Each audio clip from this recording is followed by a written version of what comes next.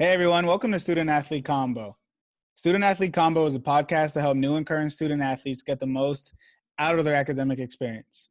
I'm your host, Myles Mensah, and I was also a student athlete. With every episode of Student Athlete Combo, we strive to get the best information out to our current and aspiring student athletes.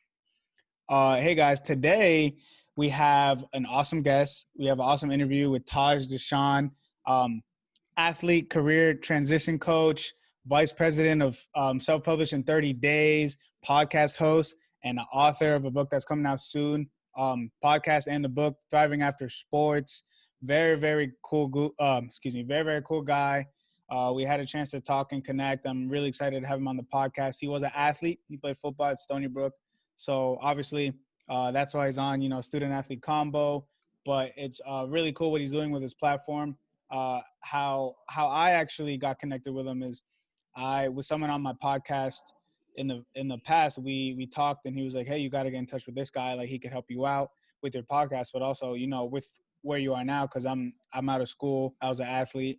I'm in the transition process. So it was really good timing. And I'm really excited to have him on. So how are you doing today? I'm doing great, Myles. I appreciate you having me, man. Like you said, we've had some really great conversations offline leading up to this. So I'm expecting the same out of this, man. I know it's going to be another good one, as always. Yeah, for sure. So let's get into it. You are an athlete, career transition coach. Basically, athletes like yourself, like me, and all college athletes, they get out of sports. They probably don't have the chance to play professionally, and their identity is sports. Their identity is they want to be a professional athlete. They want to do this. They want to do that. But at the end of the day, for the vast majority of college athletes, they're done after college. They're done playing their sport. So it's almost like an identity crisis. They're not in the gym. They're not on the field working for hours. They gotta find a job, and they don't. Sometimes I even know for me, like I didn't take academics as serious as I should have until later on into my college career, because I thought I was going to be a pro athlete. I learned pretty quickly, halfway through college that I wasn't. I'd assume you were kind of in that same boat, right? Absolutely, man. Hey, you hit the nail right on the head. For me, I had the same thing where I didn't take my academics as seriously. Not even because I was thinking I was going to go to the next level, maybe kind of early on in my career. But what it really was for me, Myles, is I was overwhelmed, man. If we're being real, and this may be something a lot of your listeners need to hear. It gets real when you get on that campus, man. It's not all fun and games anymore. Like you have a full-time job plus overtime hours, right? And I'm talking about overtime in the classroom, like getting your work done, getting your homework done, getting ready for tests, and overtime on the field. There's gonna be on the court, whatever sport you're playing. But yeah, man, I had a very similar experience where I had no idea. I kind of picked up, just like you said, towards the end, junior, senior year, started taking my grades more seriously just so I could graduate. But even with that being said, it was like once I got out into the quote unquote real world, and life after the game, I was completely lost just because I had no idea what it looked like. There's a lot of people in the space right now like myself who are here to tell you, hey, this is what you need to do to get ready for life after the game. These are some pitfalls to look out for. None of that really existed around the time I was coming out. I had lost touch with my older teammates and family members who were older than me who graduated from college. So I just didn't know what to expect, man. And to be honest with you, and you could probably relate to this too, the world kind of comes to us on a silver platter just because we're good at a sport, So I assumed the moment I walk across that stage and hit the real world, why would that be any different? I'm gonna get a job. I'm gonna make six figures. I'm gonna be driving a Mercedes. Like it's just, I got a degree now. I'm set. And obviously that wasn't the case. So yeah, man. And being familiar with the podcast, listening to your podcast, I kind of know your story, but you kind of said, after you go across that platform of graduating, you think it's going to be that easy, like your athletic ability and where your athletic talent brought you is going to transition, which it really doesn't. That time after graduating, what were you doing? Like right now, I'm 4 months out of graduation. I don't have a job, but we're in a pandemic, so it's different. But where were you at this time? Was it tough for you to get the motivation to start something new and get in the real world, or did you have an idea of what you wanted to do Absolutely no clue. None at all. No idea whatsoever. So what was I doing around this time? Drinking and partying a lot. And that was a combination of two things. The first one was, of course, I was depressed and didn't know how to cope with no longer being an athlete. And I think the two kind of fed into each other. So I'm lost. I don't know what I want to do moving forward. And I'm struggling with the fact that my identity as Taj, the football player, is no longer intact. So, yeah, man, and this is something that I talk a lot about now. And even when I'm helping an athlete, and I had this conversation with you even a week ago, it's like you have to be 100% clear around where you're going, because I definitely wasn't. So what I was doing was I was just waking up every day kind of like aimlessly applying to jobs on Indeed. That's what most people do. Like, I need a job. I need some money. Let me just see what's available. Let me see what I'm qualified for. And then people get discouraged because they're going on there like, man, I'm really not qualified for anything. I was playing sports all 4 years, so I have no experience. So that was my case. I was just kind of, throwing stuff out there, trying to see what would stick. And it was discouraging because I wasn't getting any feedback. I wasn't, getting opportunities to get roles, and I didn't know what I was aiming for. So, that within itself was pretty frustrating. And that's why, one of the things that I already talked about this, but it's so important to be intentional. And I know it's very difficult to do while you're playing because you're in the middle of, the college experience, trying to get your work done, trying to make sure you're passing, and also trying to make sure you're performing in your sport. So it's kind of difficult to do that. And then you're just thrown into where you have all this time on your hands afterwards, trying to figure out those next steps. So, yeah, that's where I was, and that's what I was doing at the time. Yeah, I mean, I'm not gonna lie. Earlier, when I first graduated and I had something lined up and that got canceled, I was applying to on LinkedIn to just jobs just because I wanted to get a job. I was kind of upset. But I have a question for you, and this is kind of just like an opinionated question. I was talking with my girlfriend yesterday, actually, and in baseball, Major League Baseball, not this year, but in the past, I don't know how many years, the MLB draft was 40 rounds, and she had the argument that if you get drafted late, then like the 35 to 40th round, you don't get a lot of money. You shouldn't really expect to play baseball that much longer. Maybe you should, focus on your career and finish school and do this and do that. And I had the argument that, listen, if you love baseball that much and your dream as a kid growing up is to be a professional baseball player, if you get drafted, you reached like half of your dream. I don't think that you should, just because maybe you got drafted late, you should limit yourself and be like, okay, well, all these other people got drafted ahead of me. Maybe I should think of, like, I should do plan B. I honestly think that all athletes, if they have a goal, they should go for that goal with 100% effort. And yeah, you should have a plan B, but then there's an argument that people say, like I heard this, I didn't have a plan B because if I had a plan B, then I wouldn't, put all my effort into plan A. So it's kind of like, you know what I'm saying? It's kind of like an opinionated type of thing. But I was always the guy, like, if I have this goal, especially athletics, if I want to be a professional baseball player, for the time being, I'm going to put all my eggs into that basket.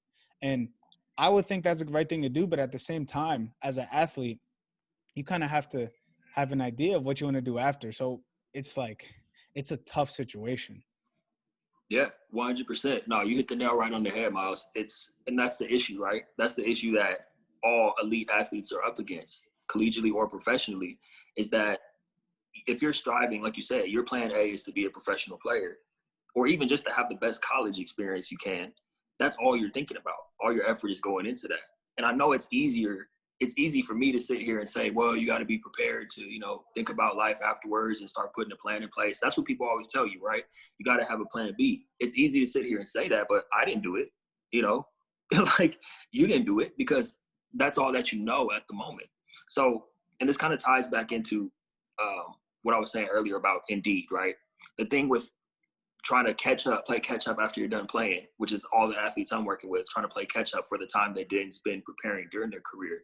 The thing with going on Indeed and just trying to find anything and everything just to, get some bills paid is that you're starting externally rather than looking internally first.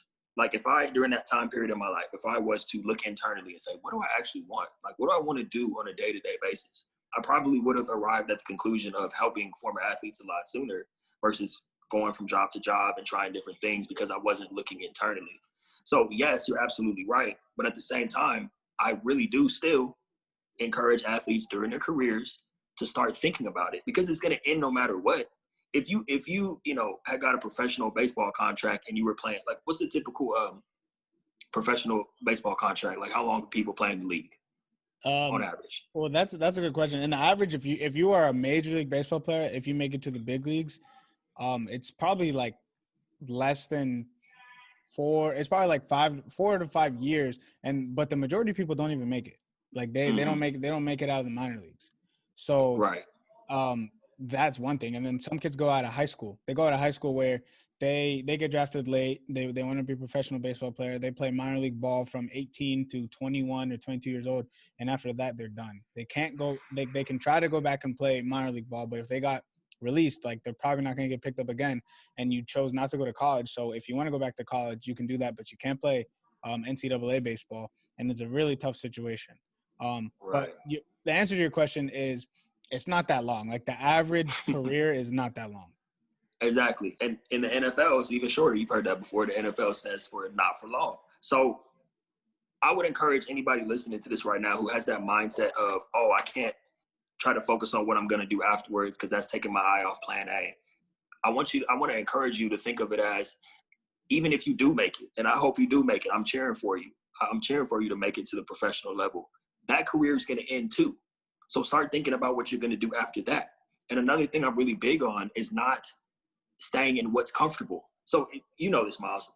When people think about, when you challenge a former athlete or even a current athlete to think about what do you want to do when your sport is over, even if it's a professional sport, there's the top three things, right? I want to be a sports broadcaster, I want to be a coach, or I want to be in sales because I'm a competitor. These are the three things that I hear a lot coming in. What do you want to do? Oh, I want to be a coach. So then immediately my question is, do you want to be a coach just because that's comfortable and you want to stay around the sport and you don't know anything else because you haven't explored other ideas? Or do you want to be a coach because, like, you actually enjoy helping develop people and you want to see, younger people in your sport grow and develop? And some people are 100% fit to be coaches and great to be, and would make great coaches. But a lot of people, the majority, I would say, it would serve them better to explore different things. Because once you start doing that, other things pop up that you never may have even thought of outside of being a coach or a sports broadcaster or being in sales. It's a big world out there, man, especially with the times we're living in now. You can create a life for yourself. Like, athlete career transition coach, this isn't something that I found on Indeed. I created this. I saw a need. I blended it with the skills and experience I had developed after college, plus my own experience. And I created something for myself. And you fast forward, 2-3 years of grinding, now it's actually starting to pay off. But the thing is, I had the vision for something that was outside of the norm. I could have gone and been a football coach in my hometown and tried to become a college football coach. You know what I mean? I was in sales, and I got into sales because people told me that I was a competitor, but I'm competing to try to get good at something or sell things that I don't believe in or have no interest in because I'm chasing money. So I know I'm on my soapbox right now, but just to wrap it up, you got to think bigger than trying to get a bunch of money. You got to find something you enjoy, because if you're doing something you enjoy, the money's going to come eventually. Sooner or later, the money's going to come. Money's coming in right now because I've been at this 3 years when I wasn't getting paid for it, and now I'm getting paid to do what I love doing. So, yeah, man, I forgot what your original question was, but you got me fired up over here, Myles. The passion brings you, that career, that job and that path that you want to take. And that brings you to my next question. You mentioned earlier, like, if you thought about what you wanted internally for yourself, you would have wanted to help other athletes. But how did you find that vision, and how did you figure out what you actually wanted internally, which was to help other athletes with the troubles, after, like, with the identity after sports? How did you get to that position? Great question. So for anybody listening to this, I want you to think about how I arrived at this point in my life and think about the thought process, because this took me, honestly, 4 or 5 years after college to start thinking like this. So if you're still in college, or you just graduated, or you're about to graduate, imagine what can happen to you if you start thinking the way I'm thinking right now. So what actually happened was, like I said, I was chasing money. And then I realized, okay, I'm making money, but I'm still unfulfilled, because Sunday night rolls around and I know I have to be at the office on Monday. and I'm dreading going in there. So I'm like, okay, whatever I do moving forward can't be strictly about money, you know. And sometimes that might mean taking like a part-time job just to get your bills paid while you're working on what you really want to, making a career pivot or going into business for yourself or whatever. But that's the first thing, is stop thinking so much about money and start thinking about impact, right? And you can do the two. You can do the two at the same time. For example, for all the listeners, Myles did not start this podcast to make a quick buck. He's focused on having impact. Like, I'm guessing when you started the podcast, Myles, you know, nobody called you up and said, here's $100,000. Keep going with the podcast. Great job. No. Exactly. I haven't made a penny off of my podcast, and I don't even run ads on there. You know, like, I haven't made one penny, but I still continue to do it. So you take your mind off of money and focus on impact. Because if you think about it, that's how the money comes anyway, right? You're having an impact on people. People will eventually pay you to make a change in their lives, or to provide a service, or to save them time, to increase their bottom line, whatever. So focus on that. And then also think about what it is that you're good at, right? What do you enjoy doing? Don't just think about, I want to go, like I said, I want to be a coach, right? If I said I wanted to be a football coach, it sounds good, but am I thinking about what that looks like?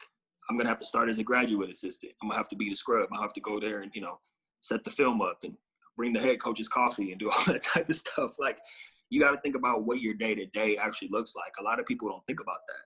This is how you have people end up saying, okay, I want to be a doctor, or I want to be a lawyer.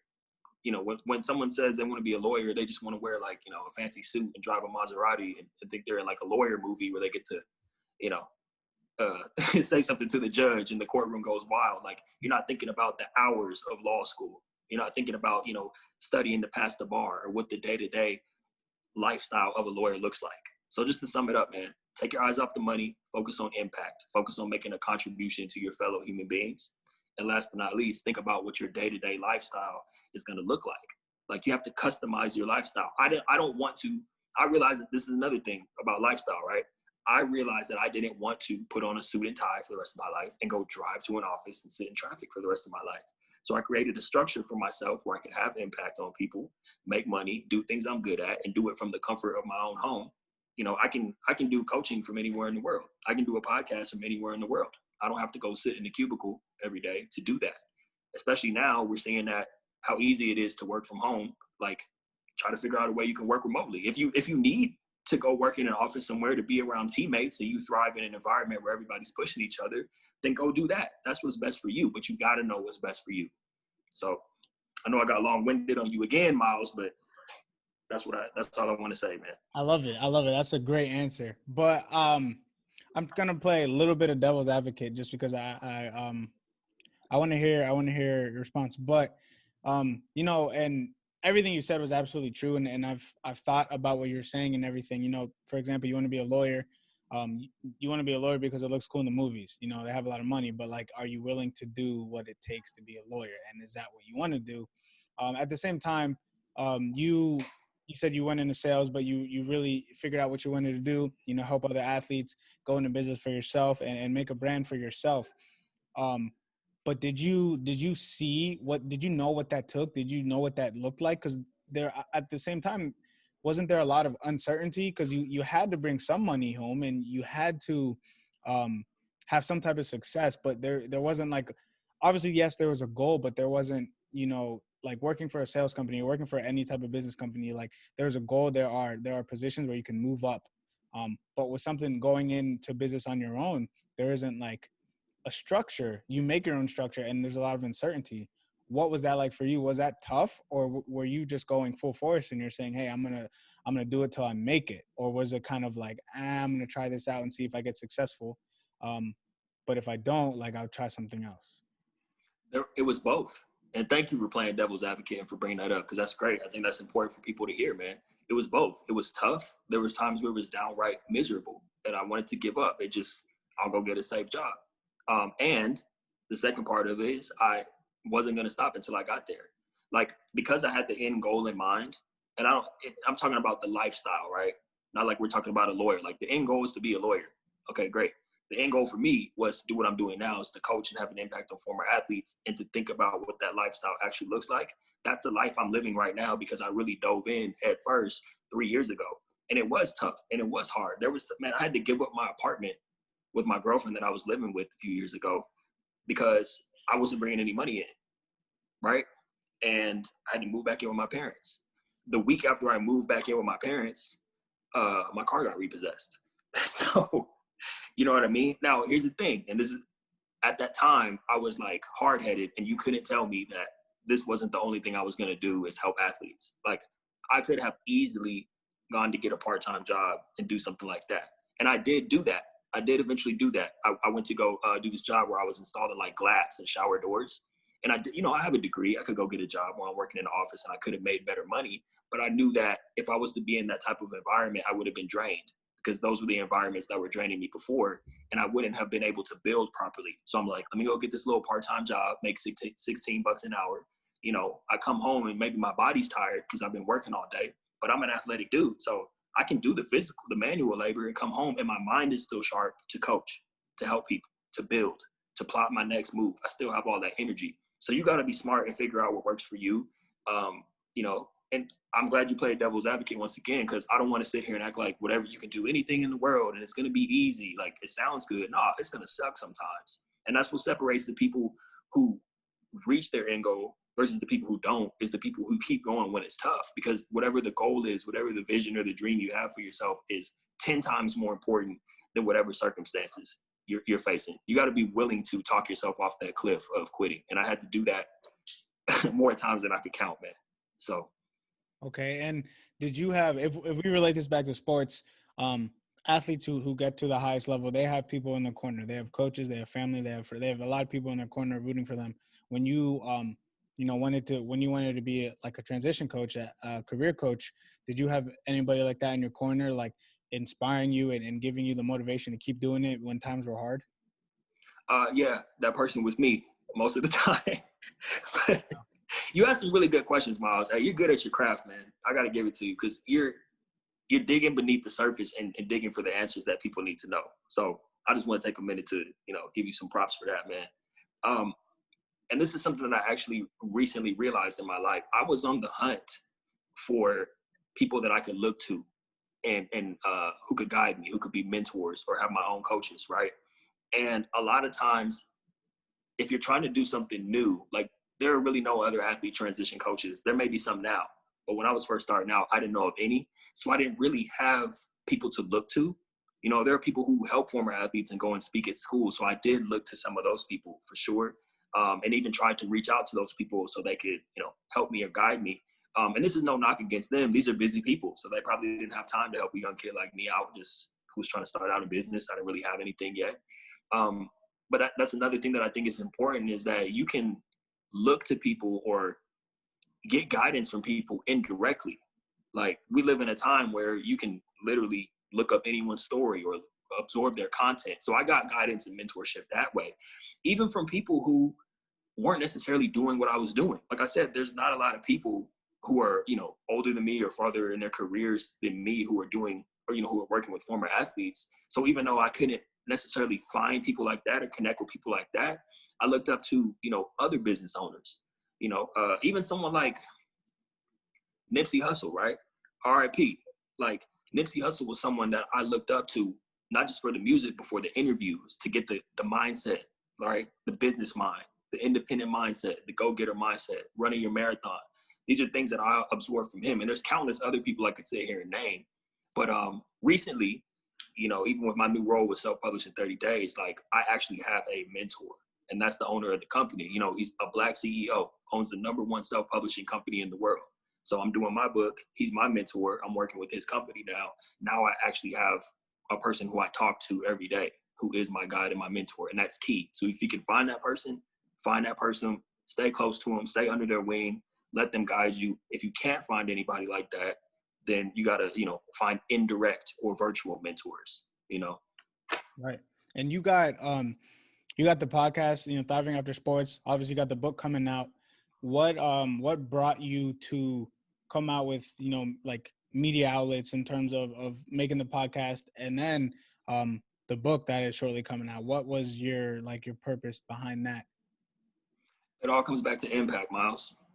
Like I'm only one man, so I can only do so many coaching sessions in a day, before I'm burnt out, or just, there's only so many hours in a day.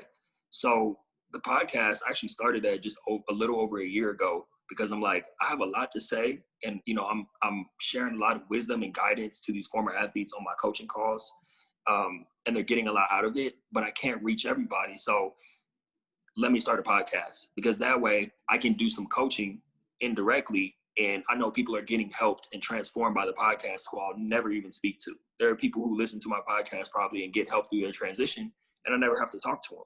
So the book, and this is when I connected with Darren Palmer at Self-Published in 30 Days. Like, obviously him being my business mentor, he owns a publishing company. So we started talking about the benefits of writing a book, how you can use that to have an impact on people, how you can use it to leverage your business. And that was like the next logical step is for me to have an impact that way and be able to get the book in people's hands. So that's how that came about. And have you, did you ever see yourself being, the vice president of a publishing company? Absolutely not, man. And that's the great thing about it is that when you're on your path and you stay open to different things, like I wasn't ready. Like if he had come to me with the opportunity for that position a few years ago, I wouldn't have been ready for it. But because I've been putting all this work over the years, that's a position that I'm able to handle now. And because I'm at the point where I'm at with Thrive After Sports, with what I'm doing with the coaching and the podcast, it actually ties in. Because now, not only am I able to coach and guide former athletes, but if they want to tell their stories to the world, then we can talk about getting a book done, helping them get their book out there and using that to leverage whatever they want to do in their careers or their businesses. And then on top of that, it's not just a publishing company. There's also some business consulting there. And part of me is biased. And, I've always, because I'm an entrepreneur myself, I've always kind of tried to steer my clients, my former athlete clients, into entrepreneurship, or just at least encouraging them to have something that they own on the side. So this is the perfect tie-in. Now I can do that not just on my own to get them as far as I've gotten, but I have an actual, company behind me with resources to do business consulting for them to help their grow and scale their businesses. So I didn't see it, man. But, when preparation meets opportunity, great things happen, my man. So. Right. And you mentioned this to me last week, and you said, because we were talking about what I was doing and what I'm trying to do and like some little like avenues that I could go through to help myself out. And you mentioned you said something along the lines is like, the path will reveal itself or something like that.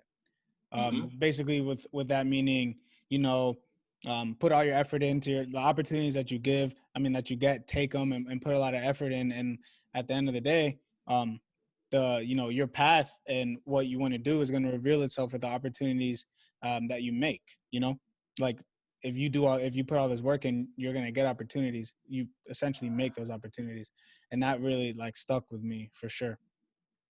Exactly, man. Like this podcast, for example, you had an opportunity fall through because of COVID. You didn't just roll over and die and start feeling sorry for yourself. You did something about it, like you created this. And how many episodes in are you? I'm around like 40. I don't know. Okay, yeah. You have only almost as many episodes as me. And you know what I mean? So you're pushing. I've been out for like a year and a half. Like you're pushing, you're putting work in. It's just the law of the universe, man. That's how it works. There are opportunities coming your way that you can't even imagine yet. You have no idea. All you're doing is putting your head down, continuing to push out episodes, continuing to share good content, continuing to have an impact on people. And things are going to continue to come your way, man. Another thing you and I talked about last week, and I forgot to share this earlier when we were talking about mentors, is these mentors are not going to come find you, you guys. Like they're not, nobody wakes up in the morning like, let me go find someone to help. You know what I mean? Who's not helping themselves. Like you have to make yourself known. You got to stand up and say like, you have to make contact with the people. So if you identify someone, who you find, see if you can get their contact information or just shoot them a message. And you may be thinking, oh, well, they're not going to respond to me. They might be busy. You're probably right. But if you reach out to 50 people, at least one of those people is going to get back to you. So if you reach out to 100 people over the course of, a month or so, you're probably going to get some pretty solid people who are going to be willing to connect with you and guide you and help you get where you want to go. So I just wanted to throw that in there because I know that's something major that you and I discussed last week. Yeah, that's awesome. If you were to give advice to an athlete, might be a junior, senior, I don't know, sophomore, and they are thinking about life after sports, what would your one tip of advice be to them? Your best advice? my one tip, especially right now for all those athletes out there who aren't able to play their sport, you got a lot of time on your hands. So whether you're listening to this right now during the COVID age, or you hear this podcast next year or a year or two, your time, it sounds kind of like doom and gloom. I was going to say your time is coming to an end soon, like in your sport, even if you're going to the professional level, like maximum, let's just say you have no more than like 10 years left in your sport. If you're a junior or senior in college, no more than 10. And that's pretty far, right? So my advice would be carve out some time. That time that you would normally spend, playing video games, that time that you would normally spend going to get a bottle and going out to the club with your guys, or your homies. I know everything shut down because of COVID, but that time that you would spend like doing some pointless BS, even if you got to put it on your calendar, like carve out 30 minutes to an hour, get yourself a pen, a notepad, a pen, and really start to think about, this is where I want to be when I am no longer playing sports. And like I said, I really want you to think much bigger than being a broadcaster, being a salesperson, or, being a coach, and really map out what you want to do on a day-to-day, and not just for you, but how that impacts other people. So that's what I would say, man. That's awesome. We could honestly be talking for hours. A lot of great content, a lot of great answers, a lot of great questions. I really appreciate you coming on, Taj. It was awesome, an awesome episode. But before we go, I want you to tell all the listeners where they can find you on social media, about your book coming out, pre-orders, all of that. Tell it to them where they could find more content from Taj Deshawn. Yes, sir, absolutely. So you can connect with me directly at tajdeshawn.com. All the links to all my social media and stuff is on there. I'm Taj Deshawn across all platforms. You can visit ThriveAfterSports book, ThriveAfterSportsBook.com to pre-order my new book. All your pre-orders help because I don't want to, print 10,000 copies if only 1,000 people order the book. It's bad business. So, and then Thrive After Sports, like Myles said, is the name of my podcast. So go ahead and check that out too. And thank you, Myles. I appreciate you having me on, man. Like I said, I love what you're doing. I have so much respect for everything that you got going on in your life. I always say I use the analogy of people are more likely to help you if they see you pushing your car when it ran out of gas versus if you're standing there with your thumb out waiting for a ride. And that's what you're doing, man. Your car ran out of gas when the opportunity fell through and you're pushing it. So people are going to stop and say, I like that Myles guy, man. I'm going to pull over and help him out. So keep doing your thing, man. Thank you. I appreciate it. It was an awesome episode. And I want to bring you on again, for another episode someday. We can definitely bring out and, talk about some more things. But I really appreciate you joining. Anytime, man. You got my number. I'm ready to record whenever, man. You know me. I stay ready. All right, guys. That was Taj Deshawn. I really encourage you to, check him out on literally the internet, anything, anywhere you can find him. Before we go, I want to encourage you to subscribe on your listening platforms and also my YouTube channel. You can, see the latest episodes. You can see the episodes in video or just audio, and you can see when the repeats of old episodes. You can also follow me on Instagram or on Twitter at _SACombo_. And that's going to be it for today. Have a good day, guys. Bye.